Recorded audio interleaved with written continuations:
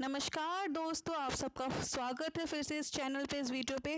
बच्चों, आज हम डिस्कस करेंगे क्लास 10th की वर्कशीट नंबर 38, जिसमें हम लोग आज कार्बन और उसके यौगिक डिस्कस करेंगे। बच्चों, आपका जो फर्स्ट इससे प्रीवियस चैप्टर था धातु और अधातु, वो ख़त्म हो गया था। उसके बाद एक कार्बन और उसके यौगिक की आज की सेकेंड वर्कशीट है। इस वर्कशीट में हम मेनली कार्बन के अपरूपों के बारे में जानेंगे। तो चलिए देखते हैं क्या है। जो कार्बन के अपर रूप होते हैं वो क्या होते हैं, एक ऐसे तत्व होते हैं जो तत्व के विभिन्न रूप होते हैं जिनकी जो भौतिक गुणधर्म होते हैं वो अलग होते हैं, लेकिन जो उनकी केमिकल प्रॉपर्टीज़ होती हैं, रासायनिक गुणधर्म होते हैं, वो एक समान होते हैं। तो अगर आपसे पूछा जाए तो कार्बन के अपर रूप क्या हैं, तो वो कौन से हैं? ग्रेफाइट, हीरा और फ्लोरीन। ये रहा, जिसको पूरा नाम अगर देखें तो बर्कमिस्टर फ्लोरीन। तो ये दोनों क्या हैं? ये हैं हमारे कार्बन के अपर रूप, जिसकी जो भौतिक प्रॉपर्टीज़ हैं, जो फिजिकल प्रॉपर्टीज़ हैं, डिफरेंट है, लेकिन ये केमिकल प्रॉपर्टीज़, रासायनिक गुणधर्म क्या होते हैं? एक समान होते हैं।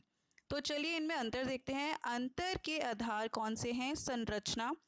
जो ग्रेफाइट होती है उसमें जो होती है एक दूसरे के ऊपर व्यवस्थित षटकोणीय तल होता है, और हीरे में क्या होता है? दृढ़ त्रिआयामी संरचना। देखिए दोस्तों, अगर आप ये देखेंगे तो ये आपका स्ट्रक्चर है।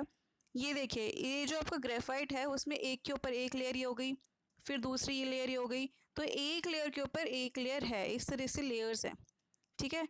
लेकिन अगर आप डायमंड का स्ट्रक्चर देखते हैं तो ये बिल्कुल ऐसे फिक्स्ड है पूरा, ठीक है। अगर डायमंड की स्ट्रक्चर आपको याद हो तो उस तरह से डायमंड होता है, बहुत दृढ़ होता है। और दोस्तों, डायमंड एक ऐसा है जो कि ये अगर आप देखें मेटल्स की, नॉन मेटल्स की प्रॉपर्टीज कंपेयर करें तो ये दोनों एक्सेप्शन केस है। क्यों?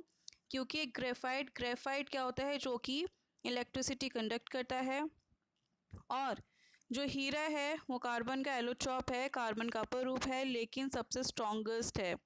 क्योंकि जो अधातु होते वो स्ट्रॉन्गेस्ट नहीं होते, वो कठोर नहीं होते, और ये बहुत ज़्यादा कठोर है।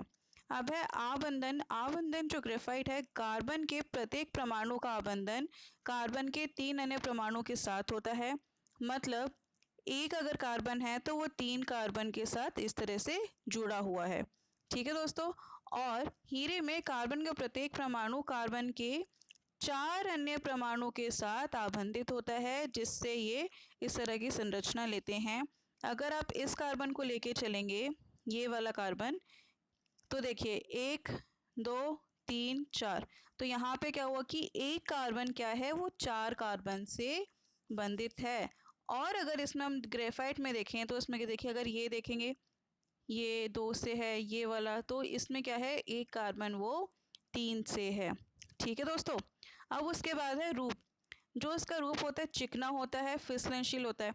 ग्रेफाइट आप लोगों ने कहाँ देखी है? आप जो लोग जो पेंसिल यूज़ करते हैं उसकी जो ब्लैक कलर की निप होती है, डेट इज़ ग्रेफाइट। तो दोस्तों वो ग्रेफाइट है।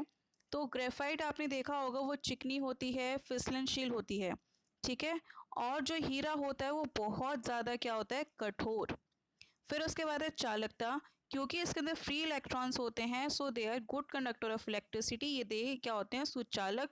लेकिन हीरा के अंदर बहुत दृढ़ होता है, कोई फ्री इलेक्ट्रॉन्स नहीं होते, तो ये क्या हो गया? कुचालक। आप है उपयोगिता।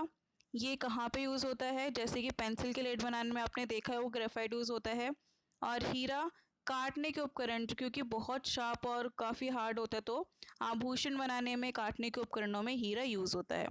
तो चलिए अब आगे देखते हैं। ये तीनों के स्ट्रक्चर हैं। ये जो है आपका C60 बर्कमिस्टर फ्लोरीन, ये है, ये भी एक कार्बन का अपर रूप है। शुद्ध कार्बन को अत्यधिक दाब एवं ताप पर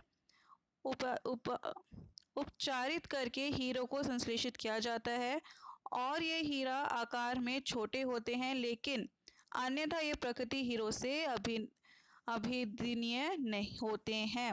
और दोस्तों, अगर फ्लोरीन की बात करें तो फ्लोरीन कार्बन अपर रूप का अन्य वर्ग है, जिससे सबसे पहले C60 की पहचान की गई, जिसमें कार्बन के परमाणु जो हैं फुटबॉल के रूप में हैं। देखिए पूरा आपको जो स्ट्रक्चर दिखाई दे रहा है फुटबॉल की तरह स्ट्रक्चर दिखाई दे रहा है, ये हमारा है C60। ठीक है, ये इसको बोलते हैं फ्लोरीन, क्योंकि ये अमेरिका आर्किटेक्ट फ्लोरीन द्वारा डिज़ाइन किया गया है। तो दोस्तों तो और ये गुबंद की इसके जो शेप होती है फुटबॉल है, इसलिए इसके अणु को फ्लोरीन नाम दिया गया है। और ये आर्किटेक्ट जो थे बकमिस्टर फ्लोरेन द्वारा डिज़ाइन किया गया था, उन्होंने इसके बारे में जाना था, तो उनके नाम पे ही इसको नाम दिया गया है। फिर उसके बाद है कार्बन की सर्वतोमुखी प्रगति। तो देखते हैं क्या है दोस्तों। अब हम पढ़ेंगे कार्बन की सर्वतोमुखी प्रगति। मतलब जो कार्बन है इतने सारे कंपाउंड क्यों बनाता है, क्या रीज़न है? तो उसकी मेनली दो रीज़न है, श्रृंखलन और चतुसंयोजिता, मीन्स टेट्रावेलेंसी और कैटिनेशन। इसका मतलब क्या है दोस्तों? देखिए दोस्तों, कार्बन में कार्बन के ही अन्य परमाणु के साथ आबंध बनाने की आदित्य क्षमता होती है, जिससे वो बहुत बड़ी बड़ी संख्याओं में अणु बनाते हैं। उस गुण को श्रृंखलन कहते हैं। और सिलिकॉन हाइड्रोजन के साथ यौगिक बनाते हैं, जिसमें 7 या 8 परमाणु तक की श्रृंखला हो सकती है। लेकिन ये जो यौगिक हैं ये अति अभिक्रियाशाली होते हैं। जो कार्बन कार्बन के बीच में बॉन्ड होता है बहुत ज़्यादा प्रबल होता है, स्ट्रांग होता है और ये स्थायी होता है। फलस्वरूप अनेक कार्बन परमाणुओं के साथ आपस में जुड़े हुए अनेक यौगिक प्राप्त होते हैं। अब पढ़ते हैं हम चतु संयोजिता के बारे में। ये क्या होता है दोस्तों? कार्बन के 4 संयोजी इलेक्ट्रॉन होते हैं। इनमें कार्बन के 4 अन्य परमाणु ऑक्सीजन, हाइड्रोजन, नाइट्रोजन इत्यादि के साथ आबंधन की क्षमता होती है। कार्बन द्वारा प्रबल आबंधों का निर्माण का एक कारण इसका छोटा आकार भी है। इसके कारण जो इलेक्ट्रॉन के सहभागी युग्मों की नाभिक मजबूती से पकड़े रहता है और बड़े परमाणु वाले तत्वों से बने आबंध तुलना में अत्यंत दुर्बल होते हैं। तो दोस्तों ये थी आज की वर्कशीट। चलिए इसके क्वेश्चन आंसर डिस्कस करते हैं। पहला क्वेश्चन है, कार्बन सर्वतोमुखी प्रगति क्यों दर्शाता है? तो दोस्तों कार्बन सर्वतोमुखी प्रगति इसलिए दर्शाता है क्योंकि कार्बन एक दूसरे परमाणु के साथ सिंगल आबंध, डबल व ट्रिपल आबंध बना सकता है।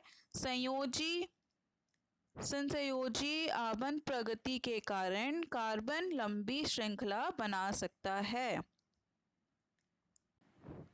तो दोस्तों अब सेकंड क्वेश्चन देखते हैं। सेकंड हमारा क्वेश्चन है, कार्बन के परमाणु अधिक संख्या में यौगिक क्यों बनाते हैं?